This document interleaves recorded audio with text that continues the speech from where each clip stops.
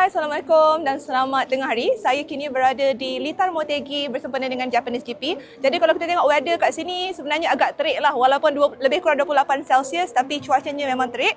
Saya sekarang ni berada di belakang paddock, bukan belakang paddock, di paddock. Jadi para fans dia tengah tunggu sebab sesi latihan akan bermula sekejap lagi. Jadi rider-rider akan keluar. Alright, jadi apa yang menariknya pada minggu ini di Japanese GP, kita boleh tengok sama ada Marc Marquez akan bergelar juara dunia di Motegi, dan ini bukannya pertama kali. Pada tahun Marc Marquez dinobatkan pada 2015, 2016 dan juga pada 2018 di sini. Jadi adakah dia mampu melakukannya sekali lagi? Secara matematiknya Marc Marquez hanya memerlukan lebih 3 mata saja daripada Alex Marquez. Jadi kalau dia menang pada sprint race, dia menang pada perlumbaan pada hari Ahad ni, secara automatiknya dia boleh wrap up dan bergelar juara dunia pada musim 2025.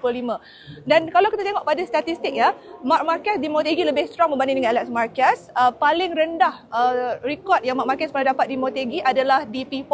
Berbanding dengan Alex Marquez adalah paling rendah dia pernah paling bagus dia pernah dapat adalah P13.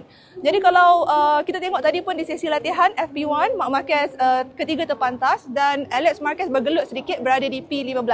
Bolehkah perubahan? Kita boleh tengok kejap lagi pada sesi latihan, sama-sama kita nantikan.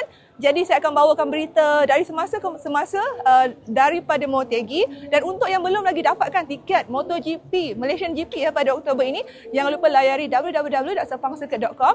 Dan juga kita sudah pun di-announce baru-baru ini kita akan ada Hakim Danish sebagai tiket wildcard. Jadi jumpa di Sepang. Assalamualaikum.